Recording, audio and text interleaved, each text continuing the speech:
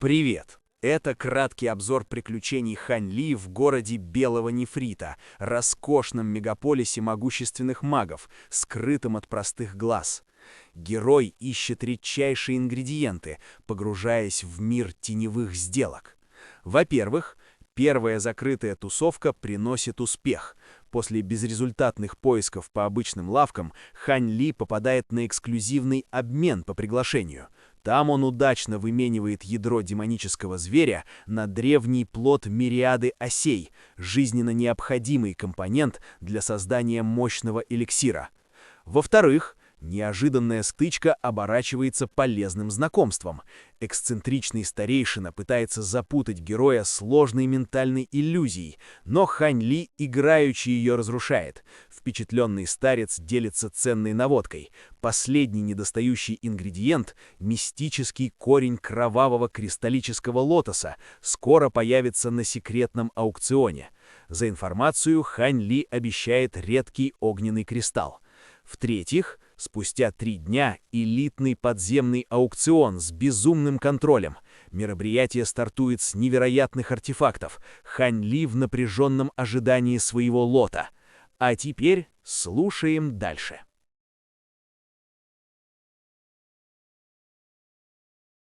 Глава 321. Родовой знак. Хань Ли промолчал в ответ Шу Тиньшену, но его мысли лихорадочно метались.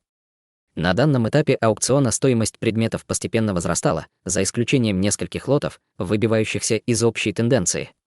Корень кровавого кристаллического лотоса был довольно ценным духовным растением, но по сравнению с предыдущими лотами он уже немного уступал в цене, поэтому казалось все более маловероятным, что он появится. Та же мысль, похоже, пришла и Шу Тиньшену, и он становился все более взволнованным. В конце концов, если корень кровавого кристаллического лотоса не появится на аукционе, то он не сможет получить огненный кристалл румяного облака от Хань Ли и, скорее всего, потеряет доверие Хань Ли. В этот момент один из предметов только что был продан с аукциона, и на его место был выставлен новый лот. Это было ядро демонического зверя стадии истинного бессмертного размером с кулак с огненно-красным свечением, внутри которого виднелись круги из крошечных малиновых рун. Это ядро золотого чешуйчатого красного змея на вершине поздней стадии истинного бессмертного, что означает, что он был в одном шаге от стадии золотого бессмертного на момент своей гибели. Его ядро пропитано огромными силами закона огненного атрибута, что делает его предметом неизмеримой ценности для тех, кто использует искусство культивации огненного атрибута. Стартовая цена — 60 камней бессмертного происхождения, объявила низкая фигура. Хань Ли слегка кивнул, увидев это. Согласно предоставленному описанию, демонический зверь, из которого было извлечено ядро, обладал чрезвычайно высоким уровнем совершенствования, а колебания силы закона, исходящие от его ядра, были намного превосходящими колебания ядра черного журавля Чжун Луаня. Учитывая это, даже Хань Ли почувствовал некоторое искушение принять участие в торгах. Однако такое драгоценное ядро демонического зверя, несомненно, будет стоить очень дорого. У него уже было накоплено довольно большое количество камней бессмертного происхождения, но после последних 200 лет культивации и изготовления пилюль у него осталось чуть больше 1000, поэтому он не мог позволить себе ненужные покупки. 60 Шу Тиньшен сделал первую ставку. 80 раздался женский голос, на этот раз с другой стороны от Хань Ли. Хань Ли повернулся в том направлении и увидел миниатюрную фигурку, сидящую на стуле слева от него, ближе к краю зала. Судя по голосу, она казалась довольно молодой. Хань Ли смутно помнил ее, поскольку она была последней, кто прибыл на аукцион, и от нее исходила холодная и неприступная аура. 90 — эта ставка поступила от высокого культиватора, сидящего в правой части зала. 100 — воскликнул Шу Тиньшен. 120 — женщина-культиватор, казалось, настаивала на ставках с шагом в 20 камней бессмертного происхождения. Шу Тиньшен на мгновение заколебался, а затем решил выйти из войны ставок. Это уже была очень высокая цена, и не стоило делать дальнейших ставок. 130 — высокий культиватор снова поднял цену. 140 — женщина-культиватор была совершенно невозмутима. Хань Ли слегка покачал головой, увидев это. 140 камней бессмертного происхождения — это довольно большая сумма, даже для культиватора средней стадии истинного бессмертного, и это уже слишком много, чтобы заплатить за ядро демонического зверя поздней стадии истинного бессмертного. Высокий культиватор помолчал немного, а затем сделал еще одну ставку. 145, 150 в голосе женщины-культиватора проскользнул намек на презрение, и, похоже, она теряла терпение. На этот раз высокий культиватор окончательно замолчал и не сделал больше ставок. Все присутствующие немедленно повернулись к женщине-культиватору, качая головами, но она просто проигнорировала их. Низкая фигура на аукционной платформе, естественно, была очень довольна, и он быстро объявил о продаже ядра демонического зверя. Ядро демонического зверя стадии истинного бессмертного — это довольно ценный предмет, но следующий лот еще более ценен, так что не упустите его, заявил низкорослый аукционист, взмахнув рукой в воздухе. На сцене появилась большая багровая нефритовая шкатулка. Вся шкатулка излучала слой полупрозрачного багрового света, а также слабый сладкий аромат, который распространялся по воздуху во всех направлениях.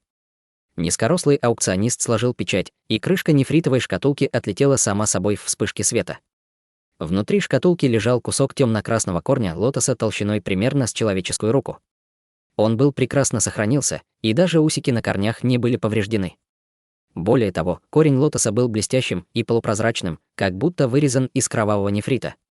Корень лотоса излучал мягкое багровое свечение, которое формировало полосу багрового света в нескольких сантиметрах над ним, а богатый сладкий аромат, который он источал, был довольно бодрящим даже для всех присутствующих грозных культиваторов средней стадии истинного бессмертного.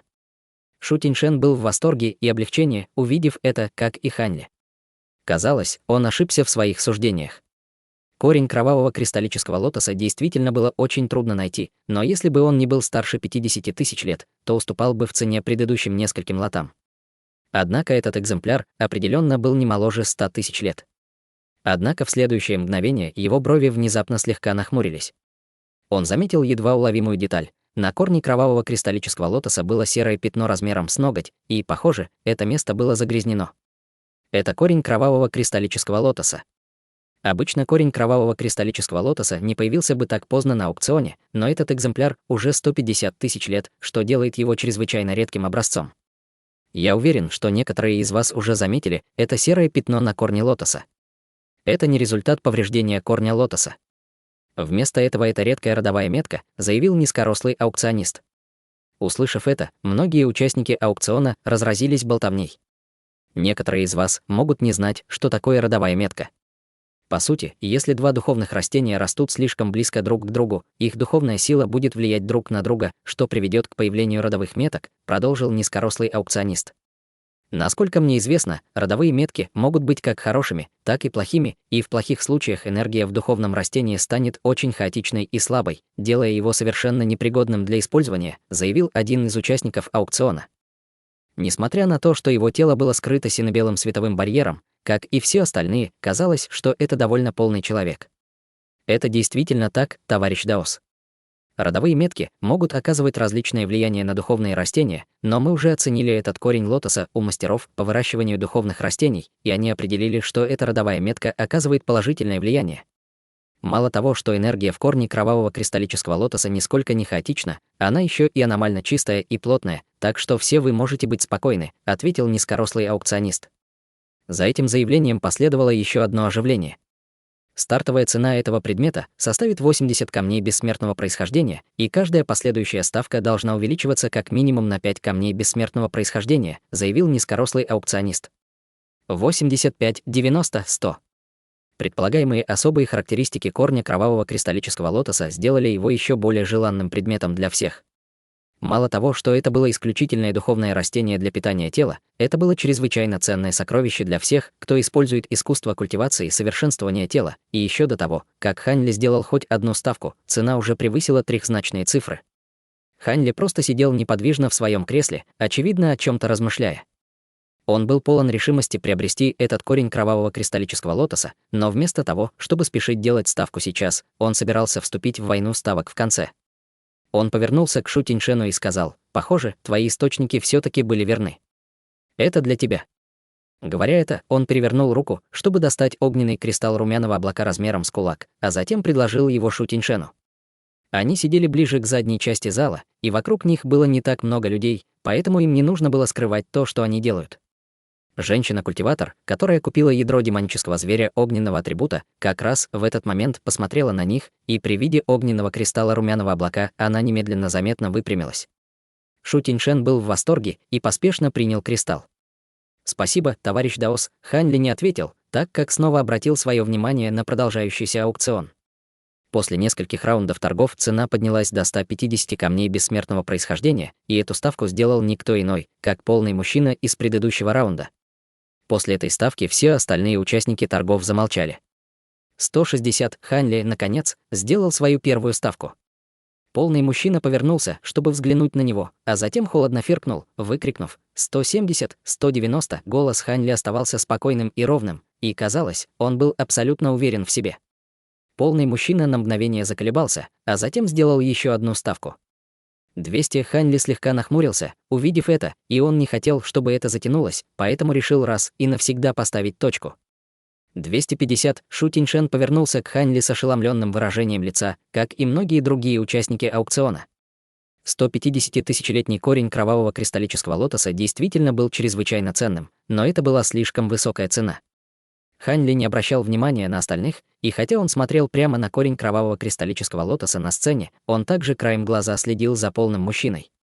На этот раз полный мужчина снова заколебался, прежде чем решил уступить. Низкорослый аукционист был уже очень доволен этой ценой, и поскольку больше не поступало ставок, он объявил, что корень кровавого кристаллического лотоса продан Хань Ли. Хань Ли внутренне вздохнул с облегчением, и в его глазах появился взволнованный взгляд. Он, наконец, собрал все материалы, необходимые для приготовления пилюли мириады осей, и все, что ему нужно, это кусок корня кровавого кристаллического лотоса, чтобы вырастить больше. Пока эти мысли проносились у него в голове, был выставлен следующий лот. Это было произведение искусства, изображающее гору, реку и дворец. Свиток, на котором было изображено произведение искусства, был синего цвета и излучал ледяную ауру. Это было явно грозное сокровище, и ледяная ци, которую оно испускало, также была перемешана с колебаниями закона, что указывало на то, что это было бессмертное сокровище. Однако один угол свитка был слегка поврежден, и это был единственный недостаток. Это бессмертное сокровище под названием «Живописная картина адского мороза». Оно содержит чрезвычайно грозную темную ледяную ци и может разблокировать несколько видов ледяных атак. К сожалению, оно немного повреждено. Стартовая цена составит 65 камней бессмертного происхождения, заявил низкорослый аукционист. Глаза Хань Ли слегка загорелись при виде синего свитка. Это действительно было довольно грозное сокровище, которое содержало не меньше сил закона, чем синий бессмертный меч из предыдущего лота, а тот факт, что это был свиток, указывал на то, что он определенно был более универсальным, чем меч, и его было гораздо труднее изготовить. Несмотря на то, что он был слегка поврежден, это все еще было довольно мощное сокровище, и к этому моменту торги уже начались, и цена быстро поднялась до 90 камней бессмертного происхождения. 95. Хань Ли тоже сделал ставку. Он был весьма заинтересован в этом бессмертном сокровище, поэтому был готов купить его, если цена не будет слишком высокой. 100. Эту ставку сделала женщина-культиватор, которая купила ядро демонического зверя огненного атрибута. Хань Ли взглянул на женщину-культиватора, и как раз когда он обдумывал, будет ли он продолжать участвовать в торгах, раздался еще один голос из первого ряда зала. 150. Хань Ли немедленно покачал головой и решил выйти из войны ставок. Это уже было выше цены, за которую был куплен бессмертный меч, и все остальные участники торгов тоже замолчали.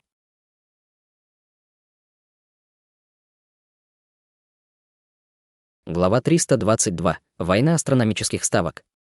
200. К всеобщему удивлению, женщина-культиватор, купившая ядро демонического зверя, не сдалась и подняла цену еще на 50 камней бессмертного происхождения за одну ставку. Все слегка удивились, услышав это, а затем повернулись к ней с особым выражением в глазах. 200 камней бессмертного происхождения не были такой уже огромной суммой. Все присутствующие участники аукциона были как минимум на средней стадии истинного бессмертного, и они пришли, чтобы принять участие в этом аукционе, поэтому, естественно, могли позволить себе эту сумму. Однако камни бессмертного происхождения были чрезвычайно полезны. Они не только могли ускорить восполнение бессмертной духовной силы, но и помочь в открытии бессмертных акупунктурных точек. Следовательно, культиваторы стадии истинного бессмертного постоянно нуждались в большем количестве камней бессмертного происхождения и очень осмотрительно тратили этот ресурс. Учитывая это, просто не стоило тратить 200 камней бессмертного происхождения на поврежденное бессмертное сокровище. Однако это еще не был конец войны ставок. 230. Возразил обладатель резкого голоса. 250. Женщина-культиватор тоже не отступала. 300, 350. Казалось, оба были полны решимости приобрести свиток, и в мгновение цена поднялась до невероятного уровня. Многие из присутствующих участников аукциона были поражены таким поворотом событий. поврежденное бессмертное сокровище никак не могло стоить так дорого, если только оно не скрывало в себе какую-то тайну. Учитывая это, некоторые другие люди тоже начали делать ставки, и цена быстро поднялась выше 800 камней бессмертного происхождения. К этому моменту все остальные вышли из войны ставок, и она снова превратилась в гонку двух лошадей. В глазах Хань Ли сверкал синий свет, когда он внимательно рассматривал синий свиток со слегка нахмуренными бровями, но как бы он ни присматривался, он не мог обнаружить в нем ничего особенного, кроме темной ледяной ци, которую он содержал. На первый взгляд, его ледяная ци не казалась чем-то особенным, но он заметил, что в ней, похоже, было что-то большее, чем кажется на первый взгляд, после того, как он несколько раз осмотрел ее своим духовным чувством. Это было ощущение, которое Хань Ли не мог толком описать, и если бы ему пришлось сравнить это с чем-то, то это было немного похоже на сущность огненного ворона. Еще немного осмотрев свиток, он отвел взгляд. Он никак не собирался тратить столько денег на приобретение свитка, так какой смысл думать обо всем этом? К этому моменту обладатель резкого голоса уже потерял самообладание, и было ясно, что он приближается к своему пределу. 1200, голос женщины-культиватора, оставался таким же твердым, как и прежде. На этот раз обладатель резкого голоса долго молчал, но как раз перед тем, как низкорослый аукционист объявил о продаже свитка, он предпринял последнюю отчаянную попытку. 1500, 2000, похоже, у женщины-культиватора, наконец, лопнуло терпение, и она сделала невероятную ставку. Все были ошеломлены до глубины души. Этой суммы камней бессмертного происхождения хватило бы на покупку более 10 бессмертных сокровищ. Обладатель резкого голоса снова замолчал, и только спустя долгое время он холодно фыркнул. Ваша решимость действительно впечатляет. В таком случае я уступаю вам свиток. После этого он встал и покинул место проведения аукциона. Хань Ли смотрел на его удаляющуюся фигуру и размышлял, уходит ли он раньше времени, потому что готовится отобрать свиток у женщины-культиватора силой после аукциона.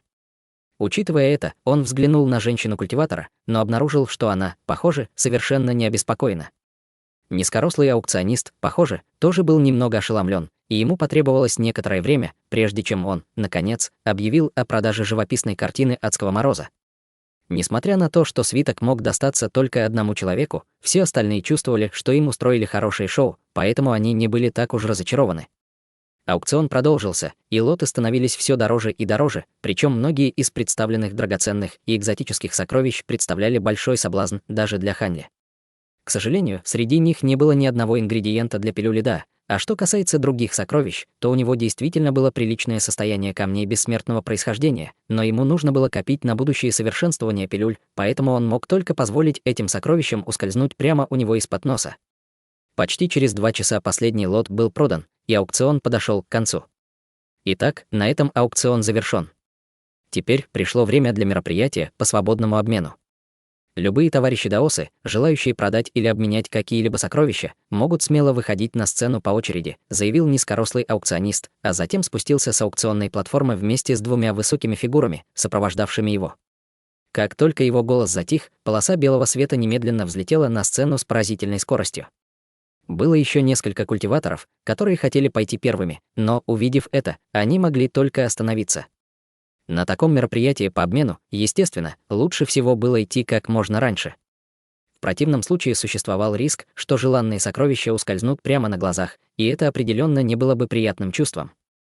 «Похоже, я пойду первым, товарищи даосы», усмехнулся мужчина на сцене, сложив кулак в приветствие тем культиваторам, которых он опередил на пути к сцене. Судя по звуку его голоса, он, похоже, был пожилым человеком. Те, кого опередили на пути к сцене, могли только вернуться на свои места, но одна худощавая и высокая фигура осталась на месте, усмехнувшись: «С твоим искусством волны света яркого Ян, твоя скорость не имеет себе равных, брат Су. Всякий раз, когда я участвую в каких-либо мероприятиях по обмену с тобой, ты всегда опережаешь меня. Рад встрече с тобой здесь, брат Фу. Мои искренние извинения, но мне действительно срочно нужно определенное сокровище», с улыбкой ответил пожилой мужчина на сцене.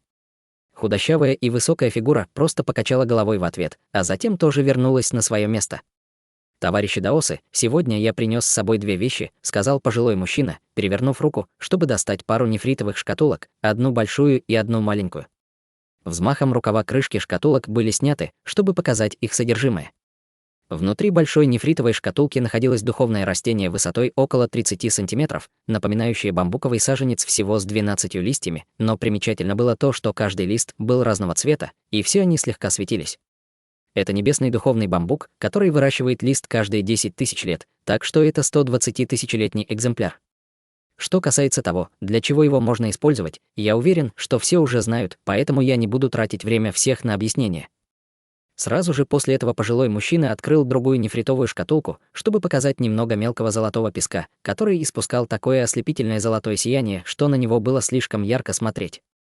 Это таинственный золотой песок Великого Солнца, исключительный материал для изготовления летающих мечей металлического атрибута, и его также можно смешивать с другими бессмертными сокровищами, чтобы значительно повысить их упругость и остроту, представил пожилой мужчина. Эти два предмета немедленно вызвали ажиотаж среди участников аукциона, и было ясно, что они вызвали большой интерес. За этот небесный духовный бамбук я хотел бы получить траву открытия меридианов возрастом более 100 тысяч лет. Что касается этой шкатулки с таинственным золотым песком Великого Солнца, я хотел бы получить взамен духовный материал, содержащий силы закона земного атрибута, заявил пожилой мужчина. Хань Ли был очень заинтересован в растении небесного духовного бамбука. Это был тип духовного растения, содержащего намек на силы закона яда, и теоретически его можно было использовать в качестве ингредиента для изготовления пилюль, которые могли бы излечить все яды. В его лечебном саду было несколько противоядных духовных растений, но ни одно из них не могло сравниться с этим. К сожалению, он даже не слышал об этой траве открытия меридианов, и было ясно, что пожилой мужчина не захотел бы продать такое драгоценное духовное растение за камни бессмертного происхождения. Что касается этой шкатулки с таинственный золотой песок Великого Солнца, то она его не интересовала. Как раз в этот момент худощавый культиватор поднялся на ноги, а затем взмахнул рукой в воздухе, чтобы высвободить вспышку красного света, окутанную которой находилась прямоугольная нефритовая шкатулка, которая полетела на аукционную платформу. Подойдет ли эта трава открытия меридианов, товарищ Даос? Пожилой мужчина взял нефритовую шкатулку и слегка приоткрыл ее, а затем тут же снова закрыл крышку, лаконично ответив: по рукам.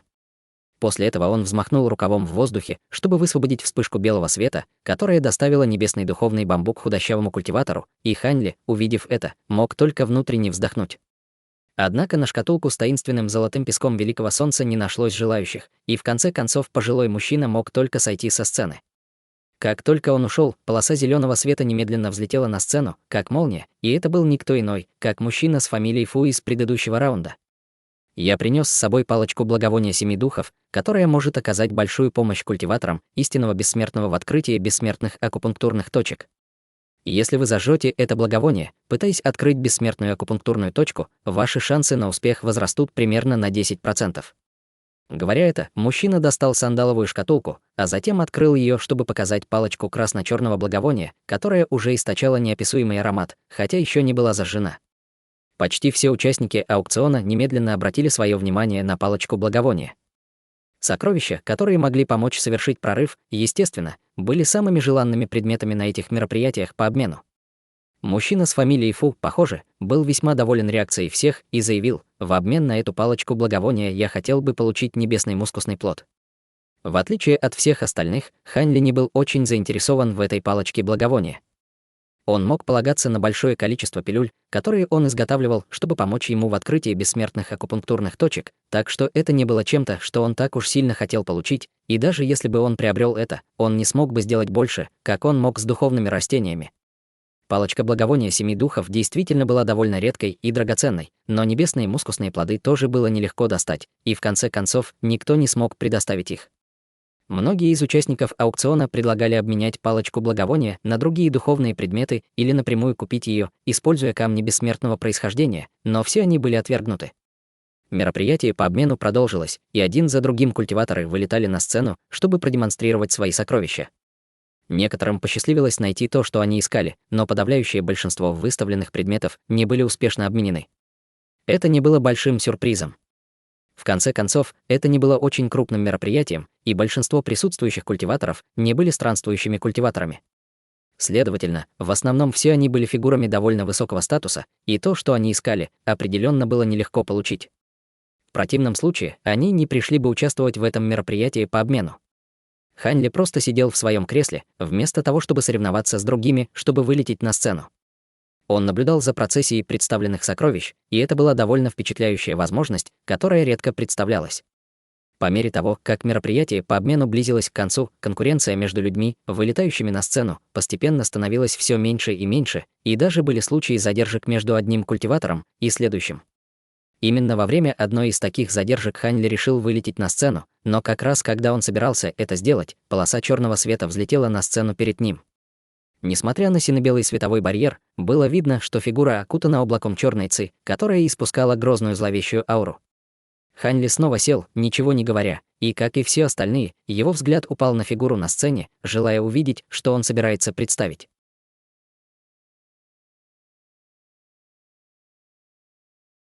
Глава 323. Те, кто знают истинную цену. Фигура, окутанная черной ци, молчала, доставая пару каменных шкатулок, которые он поставил на аукционную платформу, и взмахом рукава крышки обеих шкатулок одновременно отлетели, открывая полупрозрачный фиолетовый кристалл и довольно странно выглядящий шар из черной грязи. Кристалл был размером примерно с человеческий кулак, и его поверхность была усеяна ямками и выпуклостями, а также перекрывающимися фиолетовыми молниеносными прожилками. Эти молниеносные прожилки постоянно вспыхивали фиолетовыми молниями, как будто это были молнии, захваченные в твердой форме, и они испускали яростную ауру молнии. Что касается шара из черной грязи, то на первый взгляд он казался довольно непримечательным, но при ближайшем рассмотрении можно было заметить, что он испускает слой чрезвычайно слабого черного света, который, казалось, мог поглощать весь окружающий свет, придавая ему очень загадочный вид. Я обмениваю этот кристалл души молнии на бессмертное сокровище молниеносного атрибута или 300 камней бессмертного происхождения, а этот шар почвы инь высшего зенита на 100-тысячелетний женьшень иньского дракона, заявила фигура. Услышав это, на лице Хань Ли появилась кривая улыбка. Он думал, что с тех пор, как присоединился к Дао Пылающего Дракона, он стал гораздо лучше разбираться в духовных материалах царства бессмертных, но, похоже, это все еще было в процессе работы, поскольку он не слышал ни об одном из этих двух видов материалов. Его взгляд на мгновение задержался на шаре из черной грязи, прежде чем быстро переместиться на фиолетовый кристалл. Шар из черной грязи явно был каким-то материалом иньского атрибута, поэтому в данный момент он ему не пригодится, но фиолетовый кристалл вызывал у него знакомое чувство. Сила молнии, заключенная в нем, была очень похожа на фиолетовую молнию в жемчужине моллюска, которую он получил из моря гроз, и он не мог не задаться вопросом, не происходил ли этот кристалл из того же места. Фиолетовый кристалл был не очень большим, но он содержал поистине грозное количество силы молнии, намного большее, чем даже та фиолетовая жемчужина моллюска. Из самой глубины кристалла также исходили слабые духовные колебания, указывающие на то, что сила молнии, содержащаяся в нем, была настолько плотной и обильной, что у нее развилось некоторое чувство одушевленности. Хань Ли внимательно рассматривал кристалл с задумчивым взглядом, когда в его голове внезапно раздался голос. Даос Се проснулся и связался с Хань Ли через их ментальную связь. «Товарищ Даос Хань, пожалуйста, купи этот кристалл души молнии. Он будет мне очень полезен». С тех пор, как Даос Се слился с марионеткой Золотого Бессмертного, он находился в состоянии спячки, и Хань Ли несколько раз пытался связаться с ним, но безуспешно. «Что такое этот кристалл души молнии и чем он будет полезен тебе, товарищ Даос Се?» — спросил Хань Ли. Кристалл души молнии — это особый вид кристалла, который возникает только в местах с чрезвычайно обильной силой молнии, и он не только содержит огромную силу молнии, но и содержит особый вид духовной силы, пронизывающий его. Он не только очень полезен для тех, кто использует искусство культивации молниеносного атрибута, но и может носиться для питания души и избежания негативного влияния внутренних демонов. Все это время я стремился полностью слиться с марионеткой Золотого Бессмертного, но прогресс был очень медленным. С помощью этого кристалла я смогу получить полный контроль над марионеткой за очень короткое время, объяснил Даос Се. Понятно, ответил Хань Ли с задумчивым выражением лица. Пока они общались, другие присутствующие культиваторы также оценивали два выставленных предмета, но никто ничего не говорил, и, похоже, желающих не было. Черная фигура по-прежнему неподвижно стояла на сцене в молчании, на первый взгляд невозмутимая отсутствием реакции. Спустя некоторое время слегка хриплый голос нарушил тишину. «Ты не собираешься представить эти два вида материалов? Прости мое невежество, но я никогда раньше не слышал ни об этом кристалле души молнии, ни об этой почве инь высшего зенита. Я предлагаю эти две вещи только тем, кто знает их истинную ценность», — равнодушным голосом ответила черная фигура. Тот, кто задал вопрос, замолчал, услышав это. Как раз в этот момент полоса света взлетела на сцену, и это был никто иной, как Хань Ли. «Я возьму кристалл души молнии, вот 300 камней бессмертного происхождения». Говоря это, он достал мешочек для хранения и бросил его черной фигуре. Как раз в этот момент еще один полный культиватор также взлетел на сцену, а затем достал летающий бидент, сверкающий ослепительной молнией, и заявил: «Подожди, у меня есть бессмертное сокровище молниеносного атрибута, изготовленное с использованием громовой стали, которое я готов обменять на этот кристалл души молнии». Черная фигура слегка удивилась, взглянув на мешочек для хранения Ханьли и летающий бидент, а затем молча приняла мешочек для хранения Ханьли, прежде чем передать ему кристалл души молнии. «Подожди секунду. Если я не ошибаюсь, ты наверняка хочешь бессмертное сокровище молниеносного атрибута больше, чем эти камни бессмертного происхождения», поспешно сказал полный культиватор. «Это правда, но ты немного опоздал», равнодушным голосом ответила черная фигура. Полный культиватор слегка озадачился, услышав это, явно не ожидая такого ответа. В конце концов, он мог только снова убрать свой летающий бидент, прежде чем улететь обратно на свое место. «Надеюсь, ты не пожалеешь об этом». Хань Ли тоже был сильно удивлен решением черной фигуры, и его удивление также было окрашено оттенком восхищения. Очень редко можно было увидеть кого-то, кто мог бы так строго придерживаться своего слова, особенно в часто лживом и аморальном мире культиваторов. Для культиватора средней стадии истинного бессмертного накопления 300 камней бессмертного происхождения было лишь вопросом времени и энергии, но то же самое определенно не относилось к приобретению подходящего бессмертного сокровища, особенно сокровища молниеносного атрибута. Возможно, полный культиватор тоже знал о ценности кристалла души молнии, как и Даос Се, но он был немного не готов расстаться со своим бессмертным сокровищем молниеносного атрибута, и это позволило Хань Ли взять инициативу в свои руки. Учитывая это, он кивнул черной фигуре, а затем вернулся на свое место. «Дай мне кристалл души молнии», — поторопил Даос Се, как только Хань Ли сел. Хань Ли послушно выполнил его просьбу, отправив кристалл души молнии из своего браслета для хранения Даосу Се. Кристалл души молнии мгновенно исчез в теле Даоса Се в вспышке золотой молнии, и только тогда Хань Ли заметил, что место Шу Тиньшена пустует. Он осмотрелся, но так и не смог обнаружить Шу Тиньшена где-либо в зале, и, похоже, он действительно ушел. Увидев это, его брови слегка нахмурились, но он не стал придавать этому большого значения. На аукционной платформе черная фигура еще немного подождала, но желающих на его почву инь высшего зенита не нашлось, поэтому в конце концов он мог только спуститься со сцены. Хань Ли поднялся на ноги, увидев это, но как раз когда он собирался взлететь на сцену, рядом с ним внезапно раздался женский голос.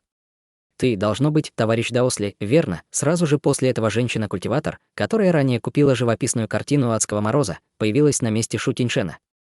«Кто ты?» — спросил Хань Ли, слегка нахмурив брови. Женщина-культиватор уклонилась от вопроса, спросив: «Могу я занять немного твоего времени?» Хань Ли на мгновение озадачился, а затем снова сел, кивнув в ответ. «Только что я случайно заметила, как ты обмениваешь огненный кристалл румяного облака с товарищем Дасом, который сидел здесь до меня. Есть ли у тебя еще такие кристаллы, и если да, то готов ли ты их обменять? Я обязательно предложу тебе удовлетворительную цену. За кристалл размером с кулак, как тот, что был раньше, я готова предложить тебе 100 камней бессмертного происхождения, и чем больше у тебя есть на продажу, тем лучше», — сказала женщина-культиватор серьезным голосом. «Похоже, ты уже знаешь, что у меня есть еще огненные кристаллы румяного облака, и ты также знаешь мою фамилию. Я полагаю, Шу Тиньшен, должно быть, рассказал тебе об этом, верно?» Спокойным голосом спросил Хань Ли. Женщина-культиватор кивнула в ответ. «Я действительно узнала об этом от товарища Даоса, который был здесь раньше». Выражение лица Хань Ли осталось неизменным, но он размышлял, как поступить. Огненные кристаллы румяного облака были чрезвычайно ценными, но у него их было довольно много, и в данный момент они ему не особо нужны, поэтому он, конечно, был готов продать их за камни бессмертного происхождения. Однако он не был уверен, пригодятся ли они ему в будущем, и если он продаст их сейчас, то в какой-то момент может пожалеть о своем решении. «Соглашайся на ее предложение, товарищ Даос Хань». Внезапно снова раздался голос Даоса Се. «Почему?» — спросил Хань Ли через их духовную связь. «Я скажу тебе, почему, как только полностью сольюсь с марионеткой Золотого Бессмертного. А пока просто соглашайся на ее предложение», — сказал Даос Се, а затем снова замолчал. Брови Хань Ли слегка нахмурились, услышав двусмысленный ответ Даоса Се, но после краткого колебания он кивнул и ответил: «Хорошо, я могу продать тебе свои кристаллы. Ты определенно принял мудрое решение, товарищ Даос. Я могу заверить тебя, что никто другой не захочет предложить такую высокую цену за эти кристаллы». Голос женщины-культиватора был немного холодным, но в нем чувствовался несомненный оттенок ликования. Хань Ли не ответил, взмахнув рукой над своим мешочком для хранения, и в его руке во вспышке лазурного света появился новый мешочек для хранения. Он передал мешочек для хранения женщине-культиватору, которая приняла его, прежде чем осмотреть его содержимое своим духовным чувством, а затем немедленно перевернула руку, чтобы достать свой собственный мешочек для хранения, который она передала Ханьле. Ханьли принял мешочек для хранения и просто взглянул на него, прежде чем кивнуть женщине-культиватору. Женщина-культиватор сложила кулак в приветствии, а затем вернулась на свое прежнее место. Ханьли посмотрел на ее удаляющуюся фигуру, и его брови слегка нахмурились. Благодаря своему огромному духовному чувству, он смог увидеть сквозь сино-белый световой барьер размытый контур фигуры женщины, и ему показалось, что он уже где-то ее видел. Внезапно он вспомнил, кто она такая. Это женщина в красном, которая остановилась в той же гостинице, что и я. Мало того, эта женщина вызвала у него чувство знакомства еще тогда, когда он впервые увидел ее в гостинице, а во время их второй встречи здесь это чувство знакомства только усилилось. Как раз в этот момент еще один культиватор как раз спустился со сцены, и Ханьли немедленно взлетел на аукционную платформу, а затем продемонстрировал некоторые из ценных материалов, которые у него были, выложив ингредиенты для пилюли Да, которые он хотел. К сожалению, ни у одного из участников аукциона не было этих материалов, и в конечном итоге он снова был разочарован. Почти через час последний культиватор сошел со сцены, и мероприятие по обмену подошло к концу. Ханьли выдал камни бессмертного происхождения, необходимые для покупки корня кровавого кристаллического лотоса, затем кратко осмотрел его, прежде чем бережно убрать в нефритовую шкатулку. После этого он прикрепил к шкатулке несколько талисманов, прежде чем убрать ее в свой браслет для хранения.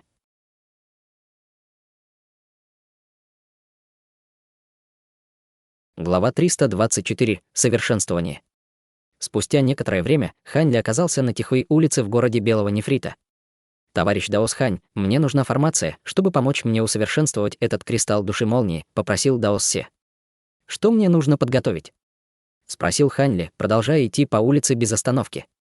Поток информации немедленно передался ему в сознание, излагая метод и материалы, необходимые для создания формации. «Хорошо, я как можно скорее подготовлю все необходимое, а затем устрою для тебя секретную комнату на пике багрового рассвета», — сказал Ханьли.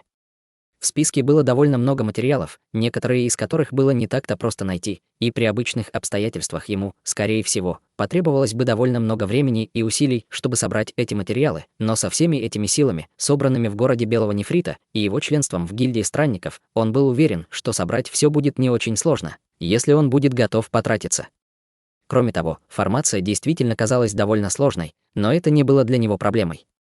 В этом нет необходимости, мы можем просто сделать это в секретной комнате гостиницы. С помощью формации я смогу полностью слиться с марионеткой в течение следующих нескольких дней, сказал Даос Се. Ханьли кивнул в ответ, а затем полетел к ближайшему магазину материалов. Только после наступления ночи он вернулся в гостиницу, где остановился, и, войдя в секретную комнату, перевернул руку, чтобы достать стопку флагов формации, а затем небрежно бросил их в воздух, распределив по комнате в довольно своеобразной порядке. Сразу же после этого он начал читать заклинания, и 5 световых барьеров разной толщины, казалось, охватили всю комнату. После этого Ханьли взмахнул рукой в воздухе, чтобы высвободить вспышку лазурного света, которая перенесла всю мебель в комнате в один угол, чтобы освободить большое пространство, а затем вызвал кучу разных предметов, включая несколько кусков дерева сдерживания молнии. Внезапно выражение лица Ханьли слегка изменилось, когда он достал из своего браслета для хранения фиолетовый талисман, усеянный серебряными узорами. Это был тот самый талисман запечатывания бессмертного зеленого ветра, и он заметил его в углу своего браслета для хранения, вызывая все остальные предметы, необходимые для формации. Внезапно ему пришло в голову, что женщина в красном — никто иная, как женщина, которая дала ему этот талисман запечатывания бессмертного зеленого ветра, Гань Цзючэнь. Ее аура немного отличалась от ауры Гань Цзючэнь, возможно, потому что она намеренно изменила ее, и именно поэтому он только сейчас это понял. «Я и не думал, что она тоже будет здесь, в городе Белого Нефрита», пробормотал себе под нос Ханьли, а затем покачал головой, чтобы избавиться от этого хода мыслей, прежде чем снова убрать талисман запечатывания бессмертного зеленого ветра. Он не был особенно близок с Гань Цзючэнь, и ему не хотелось знать причину, по которой она пришла в Да Пылающего Дракона. Предположительно, это не имело к нему никакого отношения. Потратив немного времени на то, чтобы привести свои мысли в порядок, он начал делать какие-то надписи на земле. После нескольких часов упорного труда день сменился ночью, и на полу в комнате появилась круглая формация диаметром около 30 метров. Центр формации был усеян духовными узорами, окруженными кусками дерева сдерживания молнии, которые потрескивали от молнии. Ханли выдохнул, похлопав по своему мешочку для хранения, и полоса золотого света вылетела, прежде чем приземлиться в центре формации, чтобы показать Даоса-се. Даос-се на мгновение осмотрелся, а затем кивнул Ханли, прежде чем сесть, скрестив ноги. «Нужно ли мне присматривать за тобой во время процесса, брат Се?» — спросил Ханли. «В этом нет необходимости, я сам справлюсь», — ответил Даос-се. «В таком случае я оставлю тебя», — кивнув, ответил Ханли. До церемонии проповеди оставалось еще несколько дней, и он хотел воспользоваться этой возможностью, чтобы поискать еще ингредиенты для пилюли Да, поэтому он не хотел тратить здесь время, если его присутствие не было необходимо. Тем временем Даос-се быстро приступил к делу, сложив печать, когда он начал читать заклинание, и толстые дуги золотой молнии появились из его груди, прежде чем распространиться по всему его телу. Дуги золотой молнии также появились из формации на земле, прежде чем сформировать ряд глубоких молниеносных рун, которые резонировали с золотой молнией, сверкающей по телу Даоса-се, быстро переплетаясь друг с другом, прежде чем медленно вращаться на месте. В мгновение вокруг Даоса-се появился сверкающий шар из золотой молнии, и дуги молнии бились о его поверхность, в то время как случайные разряды блуждающей молнии вырывались в случайном направлении. К счастью, в комнате уже было установлено 5 слоев ограничений, чтобы сдержать разряды блуждающей молнии. Вместо того, чтобы сразу же уйти, Ханли остался в одном из углов комнаты, чтобы наблюдать за процессом. Громкий раскат грома раздался из головы Даоса-се, и дуги ослепительной фиолетовой молнии появились, чтобы окутать всю его голову. В фиолетовой молнии можно было увидеть кристаллический объект, и это был не что иное, как тот самый кристалл души молнии. По сравнению с молнией, испускаемой жемчужиной моллюска, эта фиолетовая молния была ярче и прозрачнее. Фиолетовая молния продолжала сверкать, быстро распространяясь по телу Даоса-се, и свет, исходящий от тела марионетки, становился все ярче, как будто были открыты какие-то важные точки. Ханли слегка кивнул, увидев это, и как раз собирался уйти, когда фиолетовая молния, извергающаяся из кристалла души молнии, внезапно вздулась. В то же время она начала распространяться по телу Даоса-се быстрее, чем раньше, и быстро слилась с золотым шаром молнии вокруг него. Шар золотой молнии мгновенно начал рябить, и на его поверхности появилась огромная выпуклость. Раздался оглушительный грохот, когда выпуклость взорвалась, и дуги фиолетовой и золотой молнии вырвались во всех направлениях, чтобы ударить по первому лазурному ограничению в комнате.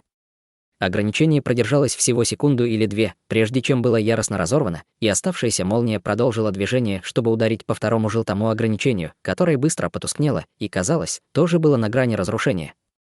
Мало того, на шаре золотой молнии взорвалась вторая выпуклость, посылая еще более толстые разряды молнии, извергающиеся повсюду. Ханли слегка нахмурился, увидев это, и вокруг него появились 4 проекции истинного духа, а именно черной черепахи, птицы молнии, гигантской горной обезьяны и божественного дракона. 4 проекции зверей одновременно открыли рты, чтобы высвободить вспышки черного, серебряного, желтого и красного света, соответственно, в оставшиеся 4 ограничения. В результате 4 ограничения мгновенно значительно усилились, став в несколько раз толще, чем раньше, и желтый световой барьер резко засиял, когда на его поверхности появилась проекция гигантской обезьяны. Толстые разряды молнии ударили в желтый световой барьер, издавая громкие лязги, напоминающие звук удара металла о металл, и световой барьер начал беспорядочно мигать. Проекция гигантской обезьяны на его поверхности быстро начала тускнеть, а также быстро истончалась со скоростью, заметной даже невооруженным глазом. Ханли немедленно начал читать заклинание, делая быструю серию печатей, и ряд 4 цветных ореолов мгновенно вырвался из 4 световых барьеров, прежде чем распространиться наружу во всех направлениях. Затем 4 световых барьера слились в один 4-цветный световой барьер толщиной в несколько футов, который испускал металлический блеск. Как только он принял форму, в него тут же ударили разряды золотой и фиолетовой молнии, но разряды молнии мгновенно исчезли в световом барьере без следа. 4-цветный световой барьер несколько раз содрогнулся, но не подал признаков разрушения. Выражение лица Ханли слегка смягчилось, увидев это, но он все еще сохранял свою печать. Время шло, 4 проекции истинного духа вокруг него становились все яснее и яснее, и они непрерывно испускали столбы света в 4-цветный световой барьер, чтобы укрепить его. Все это время Даос-се оставался сидеть в центре формации с плотно закрытыми глазами, и, казалось, он был совершенно невосприимчив к своему окружению. Ханли почувствовал себя немного ошеломленным, увидев это. Если бы он не вмешался своевременно, все 5 световых барьеров были бы разорваны, и вся гостиница была бы разрушена, тем самым раскрыв марионетку Золотого Бессмертного. После минутного колебания Ханли решил спросить Даоса-се, что происходит, с помощью голосовой передачи, но ответа он не получил, и это было похоже на то, как будто Даос-се вообще его не слышал. Хань Ли ничего больше не сказал, но его планы уйти, естественно, были сорваны, и он решил остаться и понаблюдать за развитием ситуации. Быстро прошло несколько часов, и фиолетовая молния, извергающаяся из головы Даоса Се, не только нисколько не утихла, но и становилась все ярче и сильнее. Шар золотой молнии становился все более и более нестабильным, яростно вращаясь, в то время как еще более толстые разряды фиолетовой и золотой молнии извергались во всех направлениях, не подавая никаких признаков остановки. Хань Ли продолжал поддерживать четырехцветный световой барьер, стоя в углу комнаты, и на его лице было немного мрачное выражение. Учитывая нынешнюю ситуацию, было ясно, что он не сможет уйти в ближайшее время. 3 дня спустя. Хань Ли сидел на земле, скрестив ноги, продолжая поддерживать четырехцветный световой барьер. В центре формации все тело Даоса Се было окутано фиолетовой молнией, из-за чего казалось, что на нем надет костюм из фиолетовой молниеносной брони. Шар золотой молнии, образованный формацией, также значительно увеличился в размерах, занимая почти половину всей комнаты, и, похоже, не собирался в ближайшее время исчезать. Выражение лица Хань Ли стало еще мрачнее. В этот день должна была начаться церемония проповеди, и он не знал, когда этот процесс завершится. Если он задержится еще, то ему придется вообще пропустить церемонию проповеди. Если бы он знал, что такое случится, то отвез бы Даоса Се обратно на пик багрового рассвета.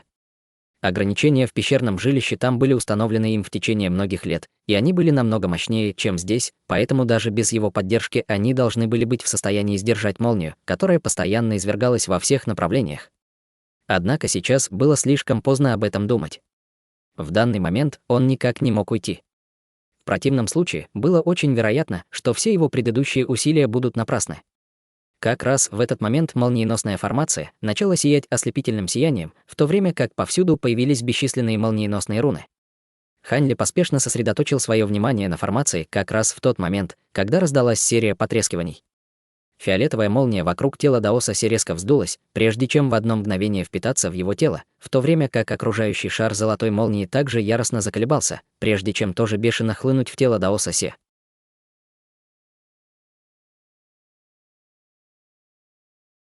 Глава 325. 10 в секунду. В центре формации все тело Даоса Се излучало желтый, золотой и фиолетовый свет. Эти 3 типа света ни в малейшей степени не противоречили друг другу. Вместо этого они были слиты воедино в гармоничном равновесии. Бесчисленные трехцветные духовные узоры непрерывно струились по поверхности его тела, время от времени собираясь вместе, образуя серию формаций, только для того, чтобы мгновение спустя разделиться. Аура стадии Золотого Бессмертного также исходила от марионетки, и, в отличие от прошлого, этот всплеск духовного давления был совершенно плавным и раскованным. Хань Ли был в восторге и еще больше укрепил четырехцветный световой барьер в комнате, чтобы сдержать этот всплеск духовного давления стадии Золотого Бессмертного. Внезапно Даос Се открыл глаза, выпустив из своих зрачков 2 вспышки ослепительного света.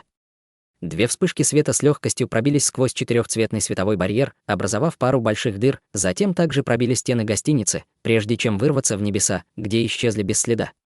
К счастью, 2 вспышки света шли по диагонали вверх и никому не причинили вреда. Хань Ли был сильно поражен этим, и он поспешно сделал ручную печать, чтобы залатать 2 дыры в четырехцветном световом барьере. Тем временем полосы света взлетели в небо над городом белого нефрита, прежде чем яростно взорваться, и вся мировая ци над городом была охвачена яростным неистовством, когда порывы яростного желтого, золотого и фиолетового ветра пронеслись по небесам, высвобождая при этом взрыв огромного духовного давления. 3 порыва ветра завыли в воздухе с необычайной силой, и все культиваторы по всему городу белого нефрита были ошеломлены тем, что они увидели. Истинный бессмертный никак не может высвободить такое духовное давление. Может быть, один из лордов прибыл в город белого нефрита. Многие люди на улицах разразились болтовней, в то время как Хань Ли лихорадочно делал ручные печати, чтобы изолировать ауру Даоса Се, предотвращая ее дальнейшую утечку. В то же время он высвободил свое духовное чувство, чтобы охватить все в радиусе нескольких тысяч километров от гостиницы, чтобы иметь возможность немедленно обнаружить любое возмущение. Эти 2 полосы света улетучились из города в мгновение ока, и вдобавок ко всему, церемония проповеди была назначена на этот самый день, так что многие культиваторы в городе уже уехали. Небольшая часть оставшихся культиваторов, возможно, не смогла обнаружить, что аура исходила от гостиницы, и все опасались культиваторов в стадии Золотого Бессмертного, так что даже если бы кто-то действительно установил связь, они, скорее всего, не осмелились бы приблизиться к гостинице, чтобы подтвердить свои подозрения. Трехцветный шторм в небе продолжал кружиться еще некоторое время, прежде чем быстро рассеяться. Это создало довольно захватывающее зрелище, но не причинило никакого ущерба, поэтому люди в городе лишь некоторое время обсуждали мимолетное явление, прежде чем быстро разойтись к большому облегчению Ханьли. В центре формации Даос Се поднялся на ноги, и свет, излучаемый его телом, померк вместе с огромным духовным давлением, которое он высвобождал. «Наконец-то я успешно слился с этой марионеткой», — заявил Даос Се. «Разве ты не говорил, что прекрасно справляешься сам и не нуждаешься в моем присутствии? Если бы я не решил задержаться еще на минутку, ты бы навлек на нас большие неприятности», — сказал Ханьли слегка обвиняющим тоном. Он провел здесь все последние 3 дня, что лишило его возможности участвовать в каких-либо аукционах и обменных мероприятиях в городе.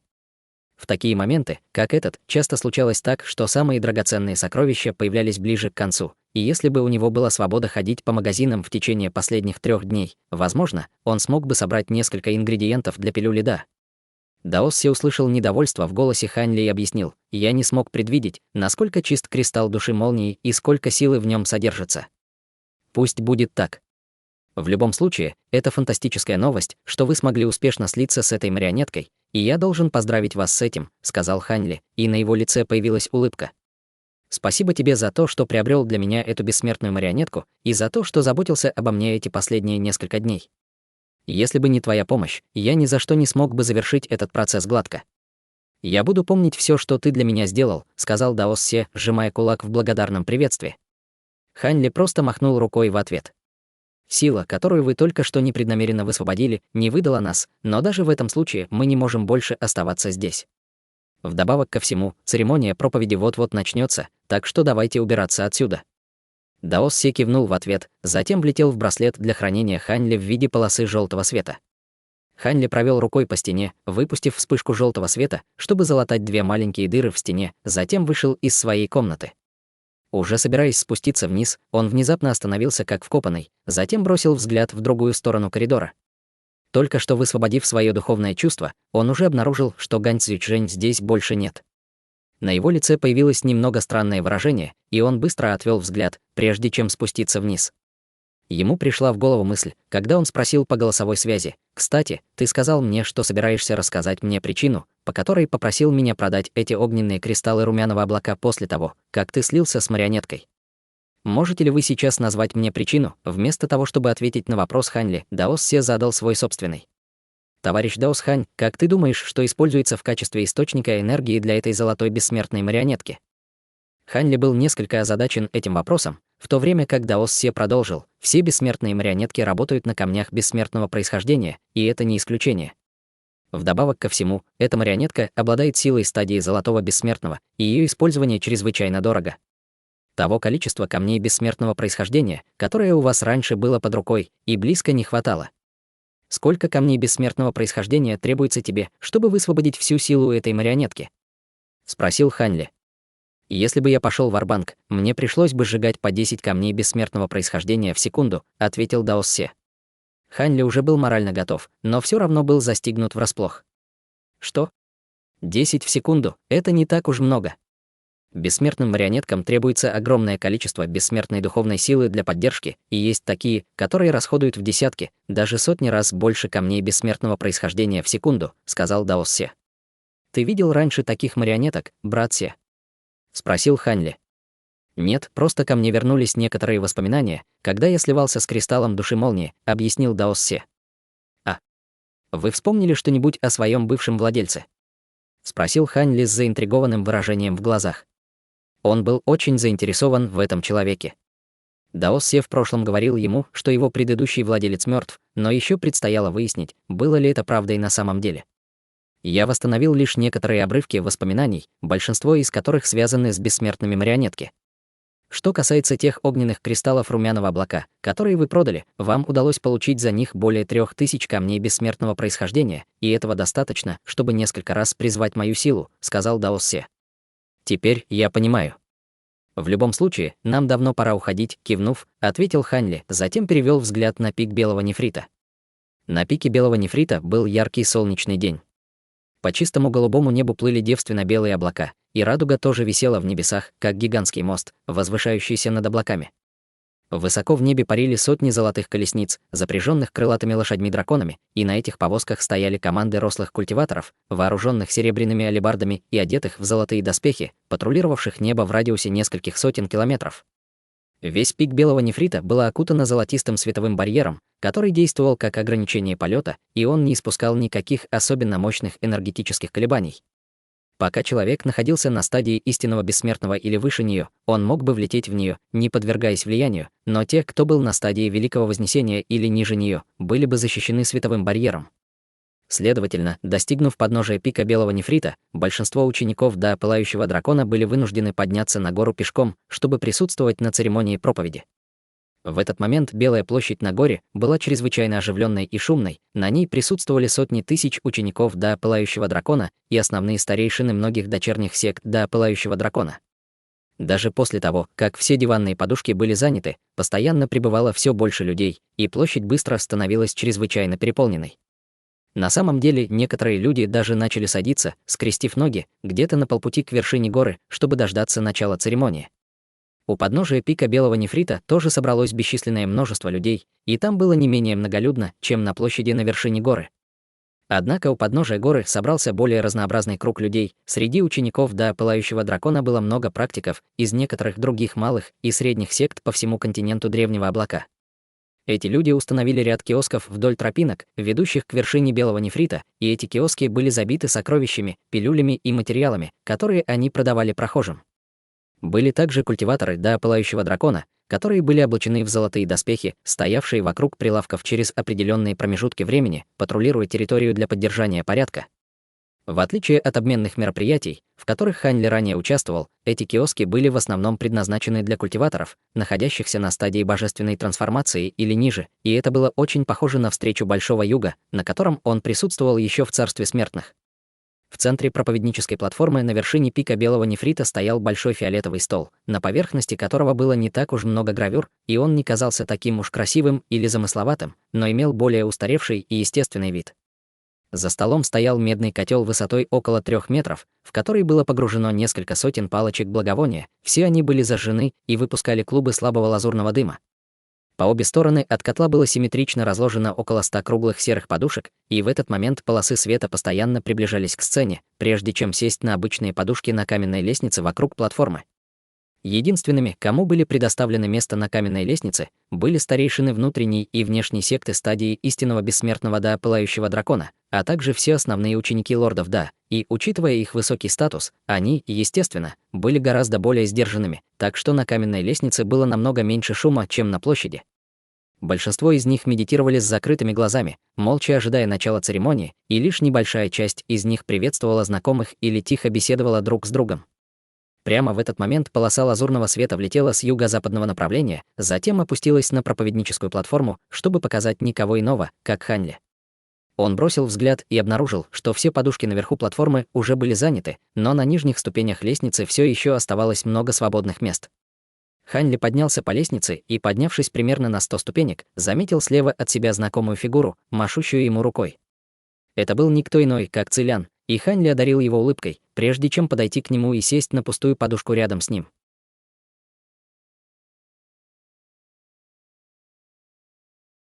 Друзья, эти главы — шахматная партия на выживание. На аукционе Хан Ли берет 150 тысячелетний корень кровавого кристаллического лотоса за 250 камней, последний ингредиент для пилюли мириады осей. Потом 3 дня в гостинице, слияние кристалла души молнии с марионеткой Даос Се. Трехцветный шторм из фиолетовой, золотой и желтой молнии едва не сносит стены, пришлось держать его проекциями 4 истинных духов. Результат — марионетка уровня золотого бессмертного. Но цена эксплуатации убийственная — 10 камней в секунду на полной мощности. 3000 камней от сделки с Ган Тюджен — это ровно 5 минут боя. 5 минут за все состояние. И с этим осознанием он мчится на пик белого нефрита, где сотни тысяч практиков собрались на проповедь лорда Байли. Золотые колесницы в небе, самые могущественные силы континента рядом. Готовлю продолжение.